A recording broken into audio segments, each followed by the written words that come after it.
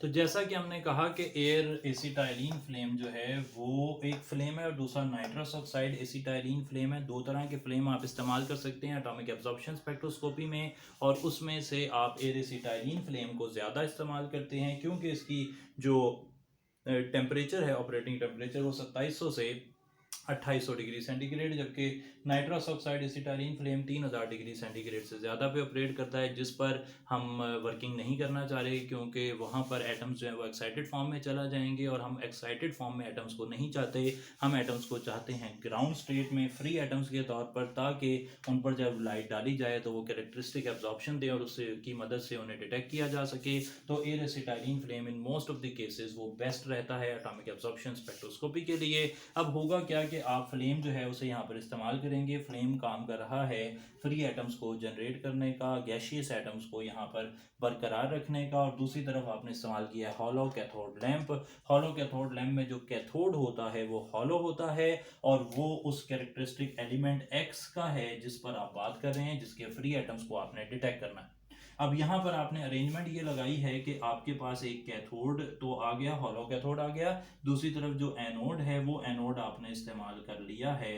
Tungsten का। सही, tungsten का एनोड इस्तेमाल कर लिया है। अब हॉलो कैथोड जो है वो जनरेट उसने क्या करने हैं, उसने जनरेट करने हैं इलेक्ट्रॉन्स, और वो इलेक्ट्रॉन्स जो हैं वो जब मूव कर रहे होंगे तो इस एरिया को अगर मैं मैग्नीफाई करूं तो यहाँ पर ये होगा कि इलेक्ट्रॉन्स जाएंगे और वो जाकर अंदर जो गैस मौजूद है, जो आपने कोई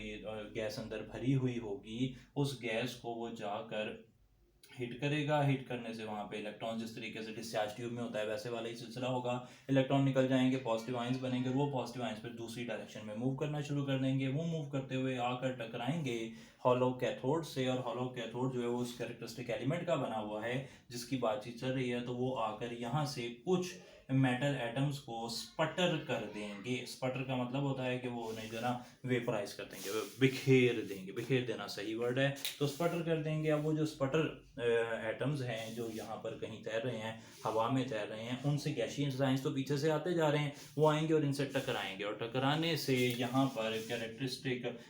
जो है वो एब्जॉर्प्शन होगी लाइट, जो वो टकराएंगे, टकराने से एनर्जी जो है वो higher, electron higher energy level पर चले जाएंगे, फिर वो वापस आएंगे और एक ख़ास किस्म की रेडिएशन जो उस पर्टिकुलर एलिमेंट की कैरेक्टरिस्टिक है, उसका फिंगरप्रिंट है, उसकी अलामत है, उसका सिग्नेचर है, वो एमिट करेंगे। और वो एमिशन ये देखें जिसमें एक्साइटेशन और डी एक्साइटेशन से वो कैरेक्टरिस्टिक रेडिएशन, इस एरिया को अगर मैं मैग्नीफाई करूं तो वो इस तरीके से यहाँ से एक्साइटेशन डी एक्साइटेशन से वो कैरेक्टरिस्टिक रेडिएशंस बनेंगी और वो अपना सफ़र शुरू कर देंगी इन फ्री एटम्स की तरफ। इन रेडिएशंस को आप चॉपर की मदद से सेपरेट कर सकते हैं। यहाँ पे मोनोक्रोमेटर भी आगे जाके लगेगा, डिटेक्टर, एम्पलीफायर, मुख्तलिफ चीज़ें आप लगा रहे हैं, और उन सब का मकसद क्या है, वो ये है कि आपको जो कैरेक्टरिस्टिक रेडिएशन यहाँ से आ रही है वही डिटेक्ट हो। आपको जो फ्लेम से एमिशन आ रही है, फ्लेम भी जो लाइट एमिट कर रहा है उसकी एमिशन, उसको आप डिटेक्ट ना करें, बल्कि जो radiations from the free atoms आ रही हैं उनकी एब्जॉर्प्शन के बाद रेडिएशंस आगे जा रही हैं, वही आपको डिटेक्ट हों। अच्छा, यहाँ से रेडिएशन आई, वो फ्री एटम से हिट की, फ्री एटम को हिट करेंगी तो उसे एक्साइट कर देंगी,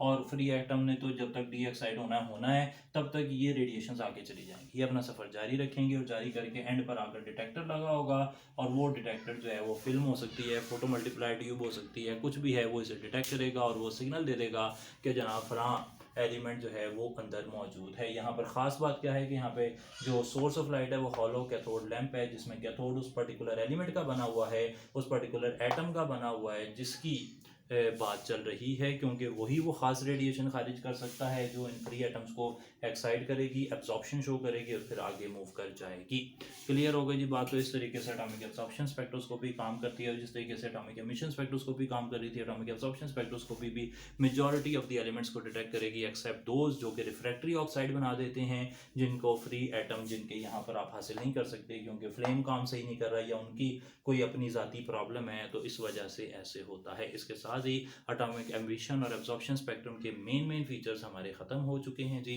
इनके यूजेस वही कॉमन है, आइंस को डिटेक्ट कर सकते हैं मुख्तलिफ सोर्सेज पर, एलिमेंट्स को डिटेक्ट कर सकते हैं मुख्तलिफ जगहों पर। तो अब हमने आगे चलना है और बात करनी है यूवी विजिबल स्पेक्ट्रोस्कोपी की।